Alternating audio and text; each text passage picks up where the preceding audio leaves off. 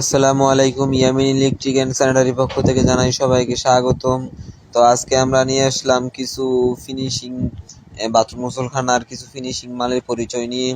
দেখা যায় আমরা অনেক মিস্ত্রি আছি, কাজ ঠিকই বুঝি কিন্তু মালের নাম ঠিকঠাক ভাবে বলতে পারি না, দোকানদারের কাছে গিয়ে বলতে পারি না, বা মালের লিস্টের মধ্যে লিখতে গিয়ে ঠিক মতো লিখতে পারি না, সবাই বুঝতে পারে না, এর জন্য অনেক হেনস্থা হতে হয়।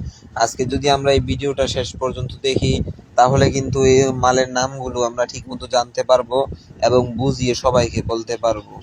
একটা মিস্ত্রি যত বড় মিস্ত্রি হোক না কেন, সে যদি মালের নাম না জানে বা মালের নাম না বলতে পারে, তার কিন্তু তেমন একটা দাম থাকে না বা থাকে না।